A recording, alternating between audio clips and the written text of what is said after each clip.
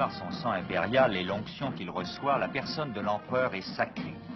Sa dignité inviolable et son autorité indiscutable. L'empereur a droit à tous les honneurs dus à son rang, conformément à la tradition et à la présente constitution.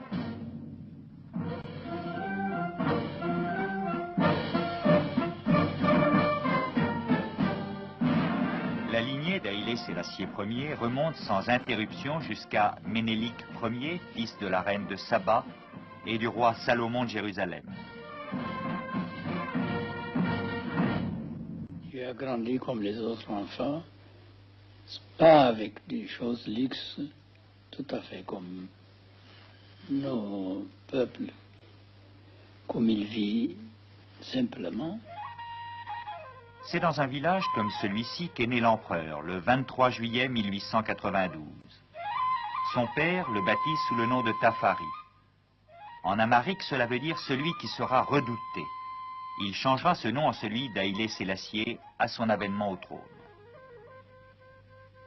À 8 ans comme ça, mon père, il m'a donné le titre de Diazmach dans la province de Harar, dans un pays de Garamulata. Après la mort de mon père, je suis à 10 avec l'empereur Ménélik. C'est après 2 ans, je suis nommé à Sidamo comme gouverneur. Tafari a alors 16 ans. Tout ce qui touche à la famille impériale est objet de vénération. Sur l'emplacement de sa maison natale se dresse aujourd'hui une église dédiée à la Vierge Marie. Et les Éthiopiens ont fait de l'arbre qui a surgi là, juste après la naissance de l'empereur, un lieu de pèlerinage. Seul spécimen de son espèce, ses fruits ont des vertus curatives. Addis Abeba, 6h30 du matin. L'empereur est déjà levé et, comme chaque jour, va entendre la messe dans une petite église voisine de son palais. Le christianisme éthiopien, longtemps isolé du reste de la chrétienté, est resté beaucoup plus proche de l'Ancien Testament. La litanie des prêtres orthodoxes d'Éthiopie rappelle celle des rabbins israéliens. Très pieux, l'empereur assiste tous les matins à l'office, où qu'il se trouve.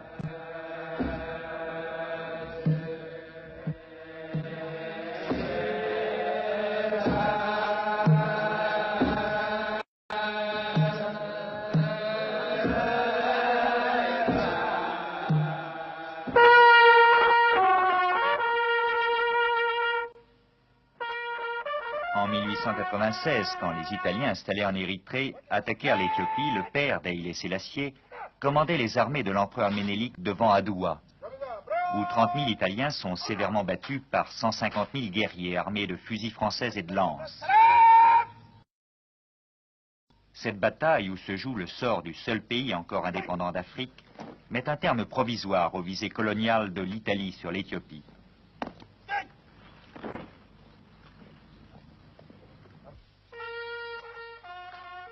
« 7h30 du matin. La garde est relevée. A déjà pris connaissance des dépêches arrivées pendant la nuit et déposées sur le bureau de sa chambre à coucher.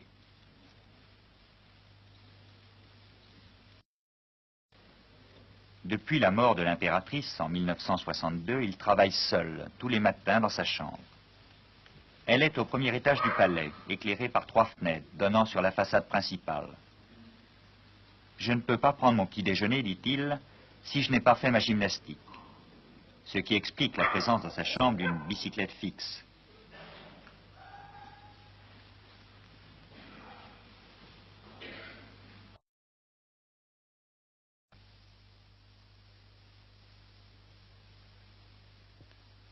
Seule touche personnelle, les photos de ses enfants et de ses petits-enfants. 9 heures. L'ambassadeur de la République populaire de Somalie présente ses lettres de créance. L'étiquette exige qu'il s'incline 3 fois devant l'empereur, comme à la cour d'Angleterre. À sa droite, le ministre de la cour. Depuis 30 ans, il sert l'empereur. En 1930, Haïlé Sélassié a rompu avec les coutumes d'autrefois. On ne se met plus à genoux. Seuls les Éthiopiens s'agenouillent encore devant le négus, mains au sol et front baissé jusqu'à terre.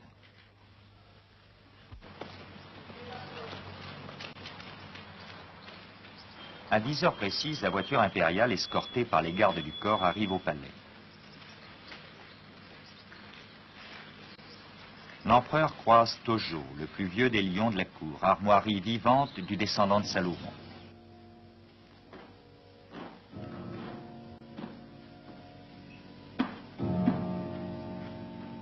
Le souverain est précédé à son bureau par tous les membres du cabinet impérial qui l'attendent pour lui rendre compte de leurs activités. L'empereur rédige des instructions, s'entretient avec son premier ministre. Monsieur Akilou a fait ses études en France et a épousé une Française. Il explique la signification de ce titre de roi des rois. Vous savez, le titre qu'on donne, c'est Nugusanage, ça veut dire roi des rois. D'où vient cette origine? Avant Ménélique, l'empereur Ménélique, chaque province avait son roi. Alors, le roi des rois, c'était l'empereur, le chef de l'État. Cette structure, système, évidemment, les rois dans chaque province ont été abolis, supprimés, d'abord au temps de Ménélique, mais surtout alors par l'empereur Haïlé Sélassié.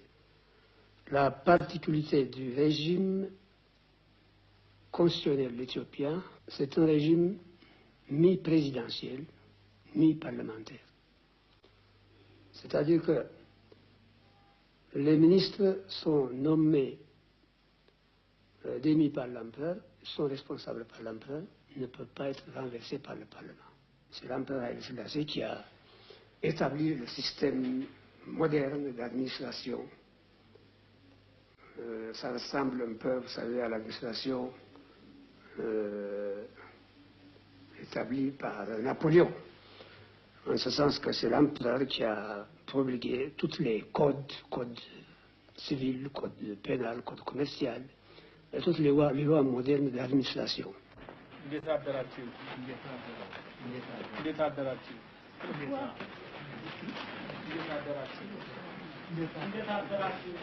À midi, chaque jour, se tient dans la cour du palais Ménélique ce qu'on appelle le tribunal de la plume. C'est une sorte de lit de justice. Un greffier fait l'appel des causes. La constitution donnée au pays par l'empereur autorise chaque citoyen à lui présenter ses doléances. S'adressant personnellement à l'empereur, cette plaignante explique que garante d'une somme perdue par un employé des finances, elle refuse d'endosser la responsabilité de cette perte. Le jugement de l'empereur peut être immédiat ou remis à une autre audience, mais il est sans appel et immédiatement exécutoire. J'ai pris l'exemple de l'empereur Ménélique, seulement le temps de l'empereur Ménélique et le temps que je suis venu au pouvoir, c'est tout à fait différent. Il est moderne, il a commencé à moderniser. L'ancien temps, c'est autre chose.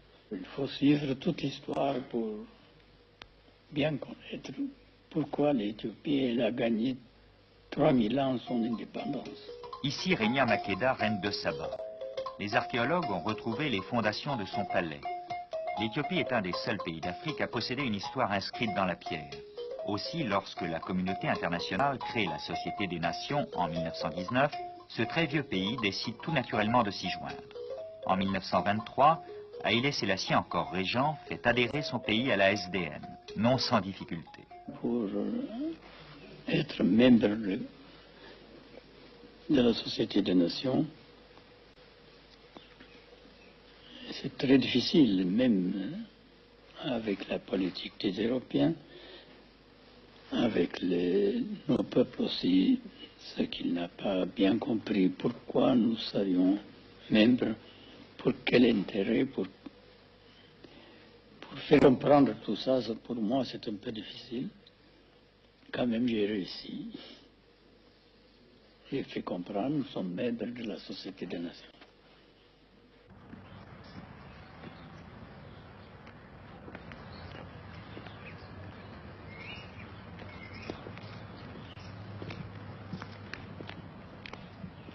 Dans le vestiaire de l'empereur, cet autre compagnon qui n'accepte sa nourriture que de la main impériale.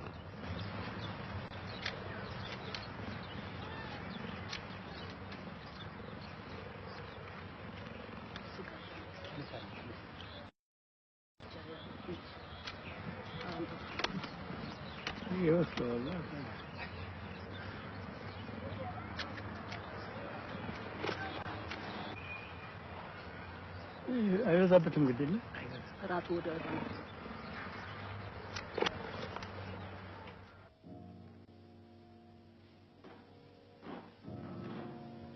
13 heures, l'empereur regagne le palais du Jubilé où il déjeune en petit comité avec les membres libres ce jour-là.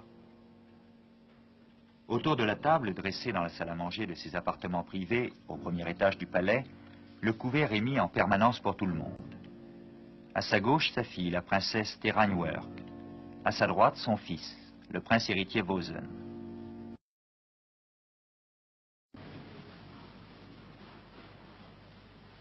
Après le repas, quand il en a le loisir, l'empereur se rend dans sa bibliothèque au rez-de-chaussée. Il parle et lit indifféremment en 4 langues. L'histoire surtout le passionne. C'est le 2 novembre 1930 que le régent Tafari monte sur le trône. Haïlé Sélassié devient le 223e souverain de la dynastie de Salomon.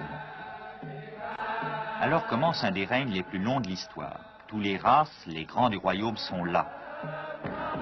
De grandes fêtes marquent cet avènement auquel assistent pour la première fois de nombreuses délégations étrangères.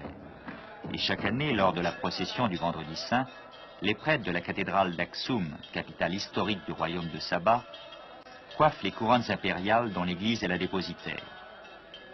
En montant sur le trône, Haïlé Sélassié a juré de professer et de défendre la sainte foi orthodoxe.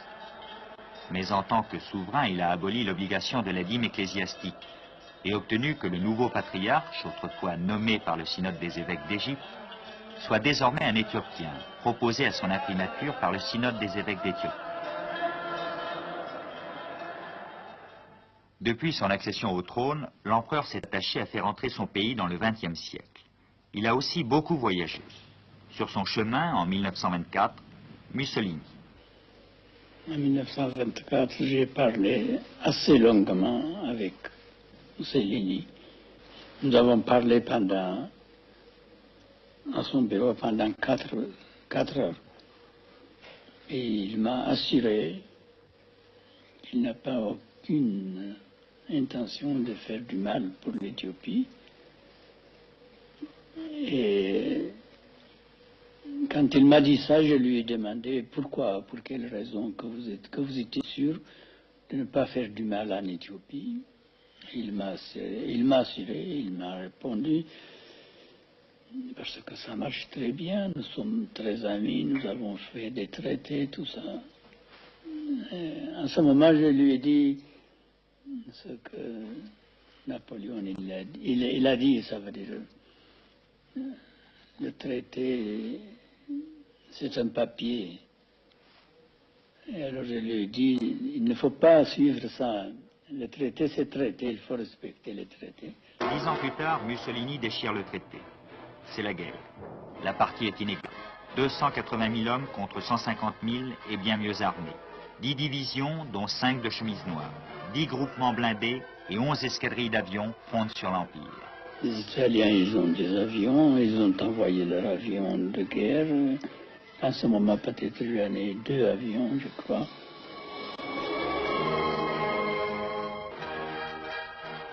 Alors, c'est l'exil en Grande-Bretagne.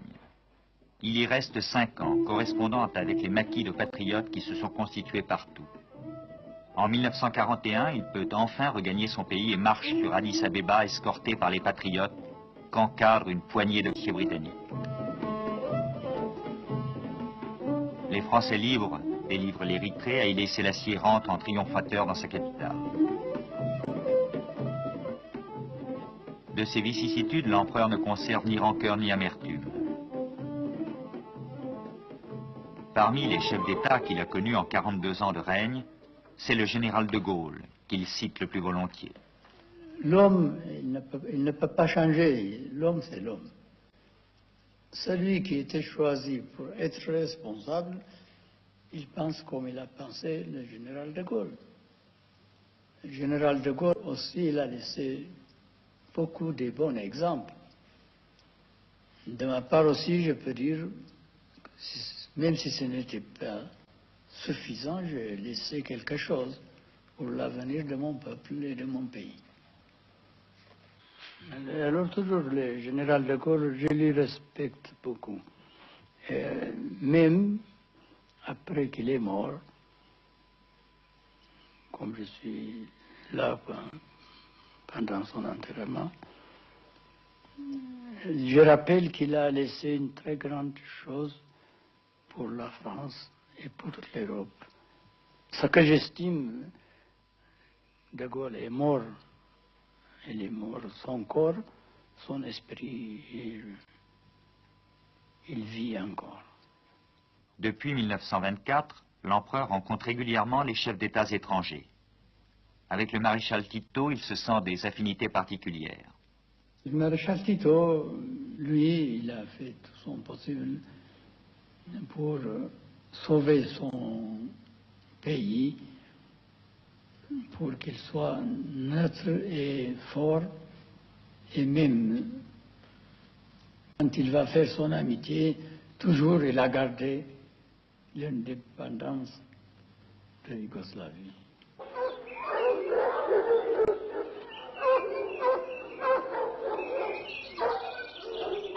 Malgré ses 80 ans, les journées de l'empereur tiennent du marathon. Ces rares moments de détente, il les passe en compagnie de ses animaux.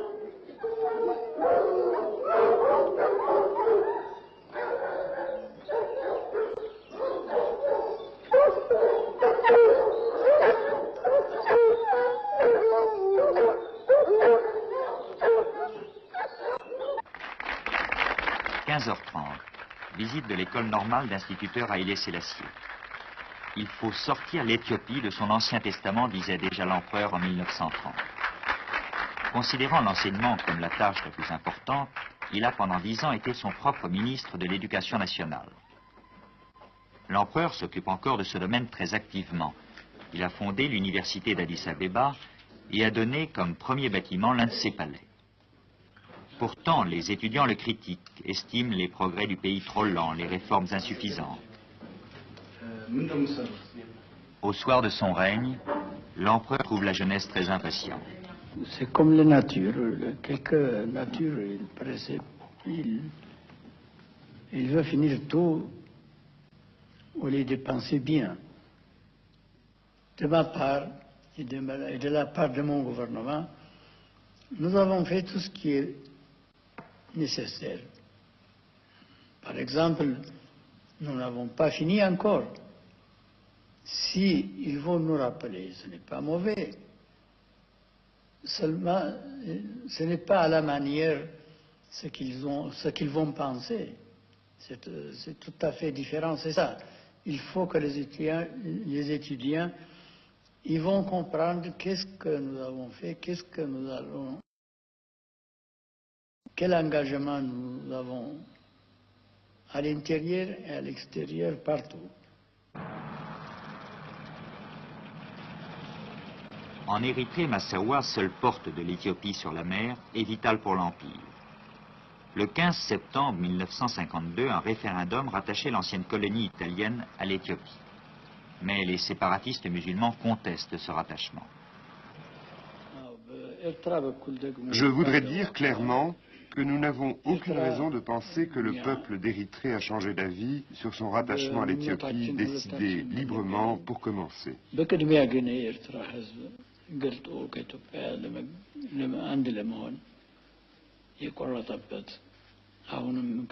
Nous ne disons pas qu'il n'existe pas de séparatistes, mais nous espérons que cela se terminera très vite parce que l'ensemble de la population ne veut pas se séparer.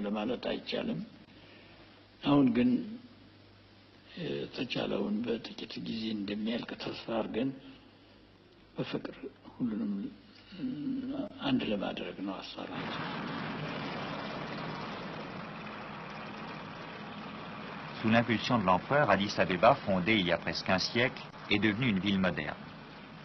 Mais elle n'est pas seulement la capitale de l'Éthiopie. Haïlé Sélassié en a fait la capitale de l'Afrique en y accueillant l'Organisation de l'Unité africaine en 1963 et le Conseil économique régional des Nations Unies pour qui a été édifié le Palais de l'Afrique en face de sa résidence. Au lendemain de la guerre, l'Éthiopie, dernier pays colonisé, s'est fait le champion de la décolonisation. L'empereur préside personnellement toutes les réunions internationales qui se tiennent à Addis Abeba. Ses objectifs, l'unité, éliminer le racisme sous toutes ses formes, oublier le passé. Il y a peu de temps, l'empereur est retourné en visite officielle en Italie pour bien montrer que son pays ne gardait aucun ressentiment du passé et pour renouer des relations amicales comme celles que l'Éthiopie entretient avec d'autres pays à l'Est comme à l'Ouest.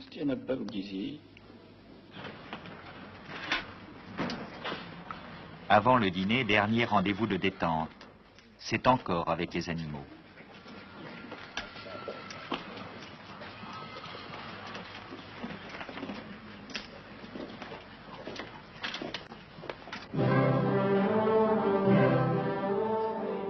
« 21h, pour cet homme de 80 ans, la longue journée n'est pas encore terminée. Il faut encore recevoir ses hôtes.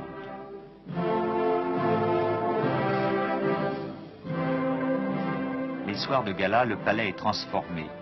Les domestiques portent des culottes à la française et les invités dînent dans de la vaisselle d'or. Le faste impérial se déploie, contrastant avec la simplicité de la vie quotidienne de l'empereur.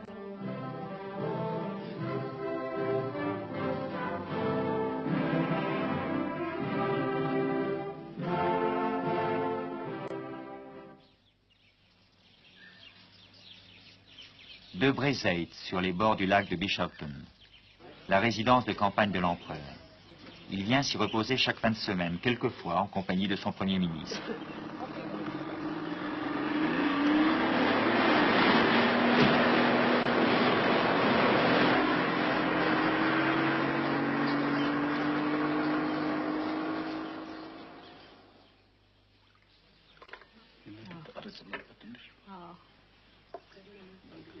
L'empereur pratique l'art d'être grand-père, recevant ses petits-enfants et ses enfants, sa fille, la princesse Teranwer, et le prince héritier Wozen.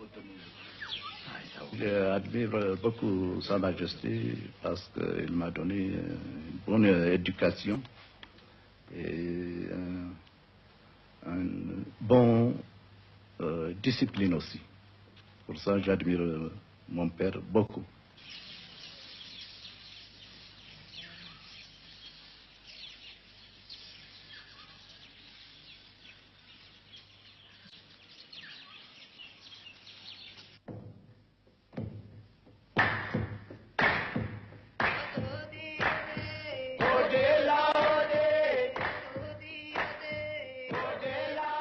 Tous les dimanches, sur le chemin du retour, l'empereur a rendez-vous avec les jeunes mariés, les enfants, les animaux. Personne n'est oublié.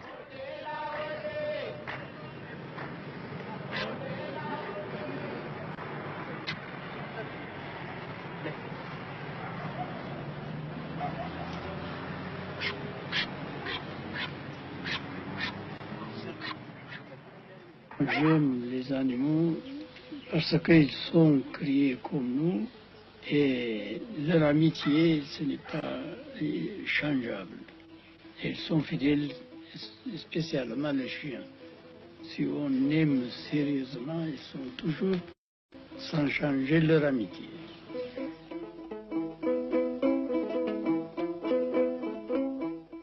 Pourquoi ils vont faire la guerre? Pour quelle raison? Et surtout après qu'on a fait ces deux grandes guerres en Europe, après ce peuple qui l'a souffert, comment on a oublié, comment on va créer encore la guerre, pour quelle raison, qui va arranger ça? Est-ce que les grands, est-ce que les petits, est-ce que, je ne sais pas. À mon avis, les grands et les petits, s'ils vont décider, ils vont arranger pour arrêter la guerre. Quand même, la guerre, il ne peut pas. Il fasciner le monde.